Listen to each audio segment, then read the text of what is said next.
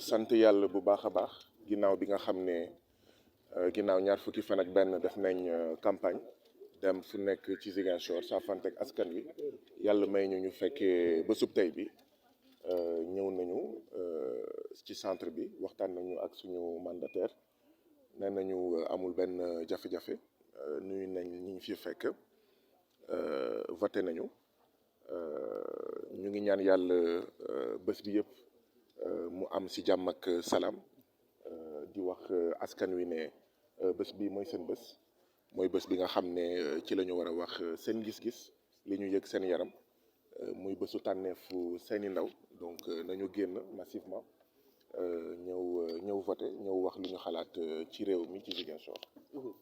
Guy Marius Sagna vote bi enjeu la par rapport ak li nga xam ne moom mooy cohabitation bi ñuy tudd ca assemblée nationale est-ce que am ngeen confiance ni di ngeen gagné tey ci ngoon.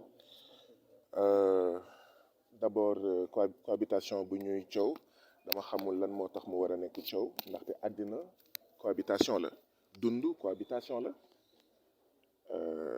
séeréer yaa ngi cohabité ak Joola wolof yaa ngi cohabité ak soninke yi ñu weex yi ñu ngi cohabité ak yu ñuul ñi góor yaa ngi cohabité ak jigéen donc cohabitation c'est la loi de la vie c'est la loi de la nature elle-même donc nit ñi dañuy cohabiter da ngay nekk ci benn koñ mais da nga am ay dëkkandoor cohabitation mooy foog ñu nekk ay dëkkandoor donc dëkkandoor mënul ñàkk c'est forcé donc te gëm naa ne dëkkandoor dina am bés ni ki tey. Monsieur Sagna, votre réaction après avoir accompli votre devoir de citoyen? Balaay tubaab bi wax ne ndaw yi ñoom ñoo war a sécuriser vote bi nga ñëpp génn voté ba pare taxaw ndaxte ñii ñuy jëflanteel amuñu beneen pexe lu dul jënd ay nit jënd ay carte def ay transfert d'électeurs sàcc nag lu mu ko jaral pour sàcc yow mii moom mbir mi war na jaral lu la ko ëpp lu ko raw oto buñ fi gis xàmmee wuñ fi kenn ku nekk ci oto yi oto bi bu mu fi taxaw dama bëgg muy leer et je lance un appel aux autorités administratives elles sont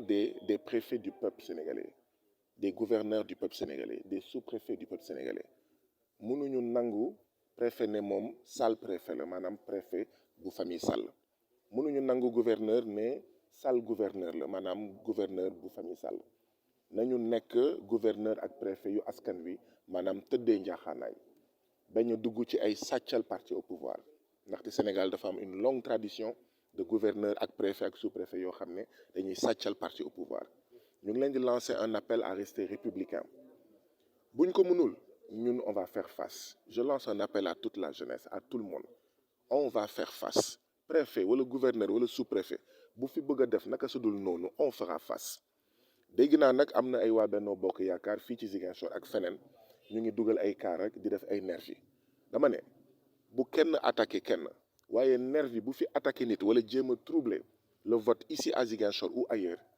nañ leen dóor yu métti yoo xam ne soit ñu dugg seen oto wala ñu yóbbu leen hôpital ndaxte nag yenn yi c'est inacceptable ci local yi gisoon nañu fi ay nervi police gis leen ne pat gendarmerie gis leen ne pat loolu dafa war a jeex bésu élection la nañu bàyyi nit yi voté ci jàmm ak salaam bu fekkee police ak gendarmerie mënuñu faire régner l'ordre di bàyyi nervi yi di wër ci biir dëkk bi di jéem a tiital ñi nga xam ne ñoom ñooy ñëw voté eh bien si l'État ne peut pas assurer la loi le peuple assurera sa loi bëgguñu fa egg nag donc appel bii laa bëggoon lancer ne jeunes yi c'est votre avenir qui est en jeu yéen ay dee ci gaal gi waaw yéen ay dee ci mer Méditerranée yéen la ñu fetal fële ci Melilla donc c'est à nous ensemble de sécuriser le vote te kenn bu ñu tiital di gërëm suñu mandataire bi Éléonore di féliciter suñu représentants yi ne leen on les appelle à la vigilance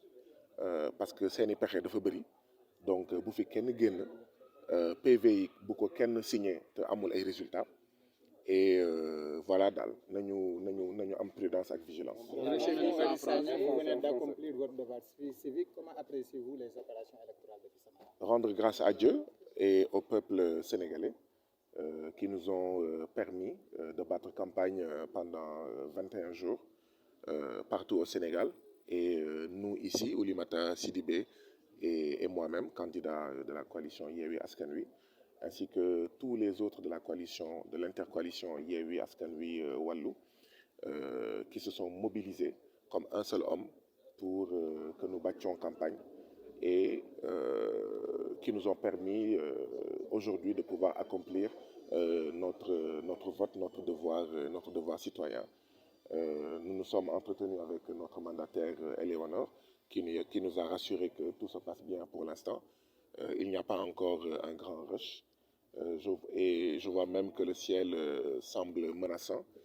J'en profite pour lancer un appel pour dire que même s'il devait pleuvoir des pierres, même s'il devait neiger ou grêler, les gens doivent sortir pour voter. buy taw xeer sax nañu génn voter gis ngeen ne dañ doon campagne ci biir taw bi dama ne buy taw nañu génn voter ndaxte tey la ñu am pour wax suñu gis-gis ci li nga xam ne moom la ñuy dund. Je le disais en wolof parce que voilà, je l'avais pas dit en wolof. Et donc j'invite le peuple citoyen à sortir massivement et à venir voter, à voter le plus tôt possible. Le ciel est menaçant, nous les invitons à voter, même s'il pleut, même s'il grêle, même s'il neige. Et nous les invitons aussi à la vigilance et à la prudence. Depuis plusieurs heures, il nous revient des informations un peu partout au Sénégal et ici aussi à Ziguinchor, qu'il y a des voitures dans le cadre de transfert d'électeurs, mais également des voitures de nervis ou des locaux où des nervis seraient logés. Pesum kanam borom moo koy fajal boppam, dit la sagesse populaire sénégalaise. Et donc, c'est à nous de faire face, à nous tous, mag ak ndaw, góor ak jigéen. Je lance particulièrement un appel à la jeunesse. Nous devons résister depuis plusieurs mois, pour ne pas dire depuis plusieurs années. Le mot que j'utilise le plus est le mot résistance. Résister à tout, mais résister surtout aujourd'hui à un hold-up électoral. Résister surtout aujourd'hui à des actes pour en fait voler le vote des Sénégalais.